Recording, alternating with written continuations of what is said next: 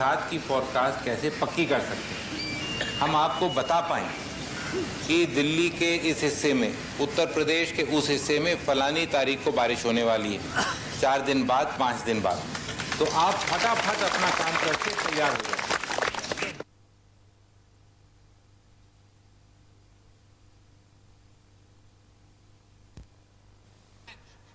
In agricultural extension work, it was a haven for high-quality agricultural research.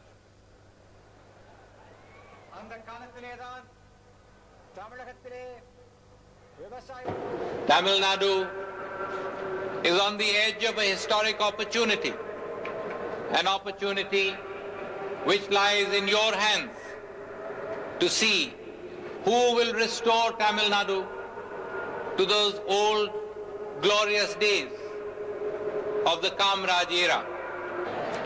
In the last 20 years, agriculture in Tamil Nadu has virtually stagnated.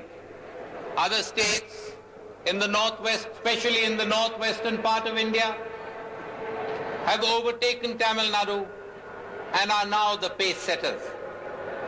Agriculture is one of the key elements in removing poverty. And because of the slump and the downfall of agriculture in Tamil Nadu, we have seen rural poverty increasing in Tamil Nadu.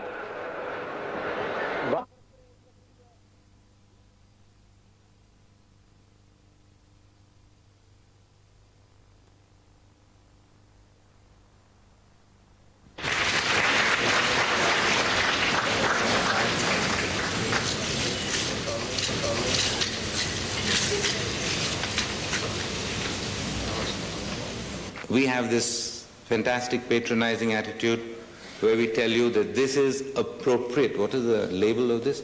Appropriate agricultural technology for women. What is appropriate? Who has decided appropriate? It's us men, of course. This is appropriate for you. When we talk of appropriate technology in international relations, in economic relations, we certainly as India reject it outright, saying that there is no such thing as appropriate. Everything is good for us. But for women, yes, that's okay. You know, you work in the farm. You stick to the seeds. You look after the cows and the buffaloes. We've got these attitudes too deeply ingrained. And unless we really break out of them, you women break out of them, it's going to be very difficult to do anything. Whenever machines are introduced, firstly, they're seldom for those areas where women are working. And when they are for those areas where women are working, men take over those jobs and women are once more sidetracked or pushed back into the same sort of low technology jobs. There's no reason why technology should be male dominated, except perhaps that it originates with education and the application of that to the jobs that you're doing. And here again, we have kept women out of the educational system very substantially. But here, we've been very clever. We have created a situation where it's the mother that keeps the girls out of school. So again, the attitudes have become so strong, not only amongst men, but also amongst women, that it is going to be difficult to break this.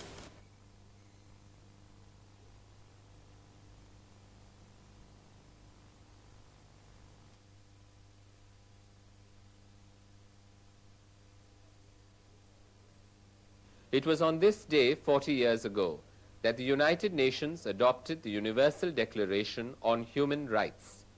Public meetings and discussions were organized all over the world to observe the day. In New Delhi, the State Bank of India and Coal India Limited presented checks for 1 crore rupees for the Africa Fund to the Prime Minister, Mr. Rajiv Gandhi. Mr. Gandhi hoped that the talks on the independence of Namibia would go well. He, however, expressed concern about human rights in South Africa. The Africa Fund was set up by the non-aligned movement with India as its chairman to help to fight for human rights, for human dignity in South Africa. I want to thank you for your contribution.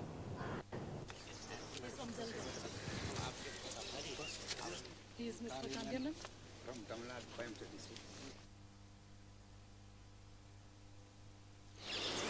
In India, the reach of the normal big paper is not that deep.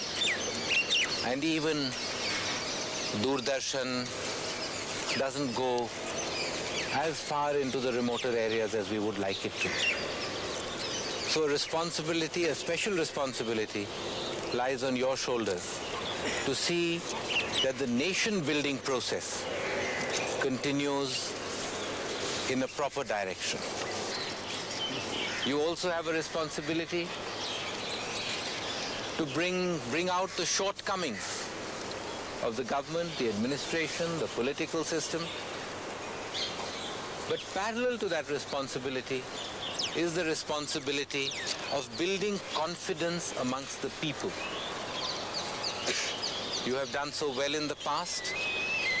I'm sure you will do so in the future. Thank you, sir. Thank you once again.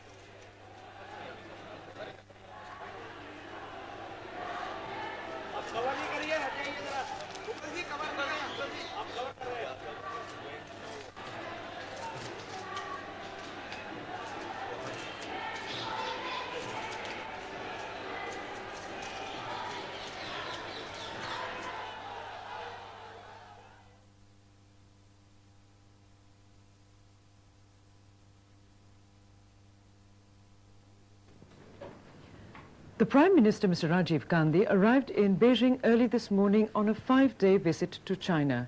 This is the first visit to China by an Indian Prime Minister in more than 30 years. The special Air India plane carrying him and his party landed at Beijing's capital airport, where he was greeted by the chairman of the reception committee and Minister for Metallurgy, Mr. Chi Yuangjin. He will be with the Prime Minister throughout the tour. Others who greeted him included the Indian ambassador, Mr. Ranganathan, and members of the small Indian community in Beijing. Doordarshan correspondent Muthu Kumar reports that according to the Chinese custom, a visiting dignitary is given a simple welcome bordering on informality at the airport. A warm welcome awaits the Prime Minister later during the day at the Great Hall of the People by the side of the historic Tiananmen Square. Soon after the welcome ceremonies, Mr. Rajiv Gandhi will have formal talks with his counterpart, Mr. Li Peng. He will also hold talks with senior Chinese Communist Party leaders. Mr. Gandhi is accompanied by a high-level Earlier, talking to newsmen before his departure from New Delhi, Mr. Rajiv Gandhi said there are good hopes of improving relations with China.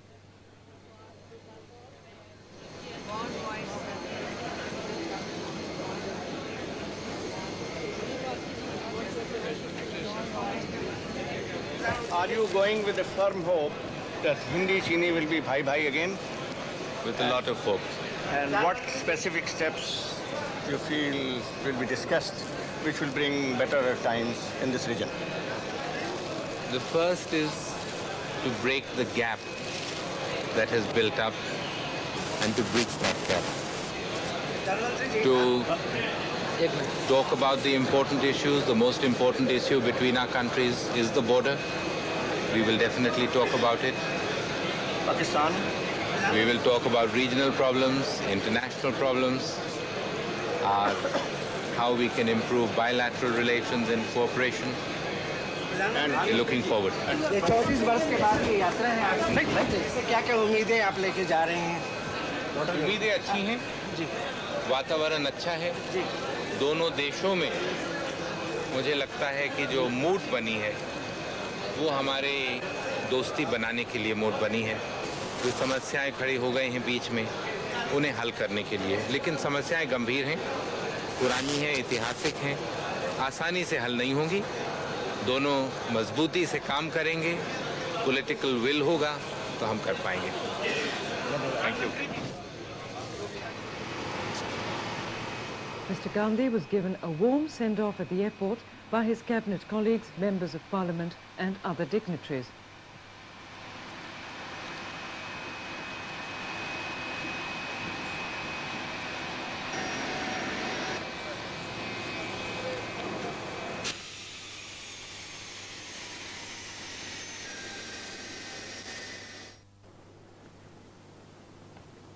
The historic Sino-Indian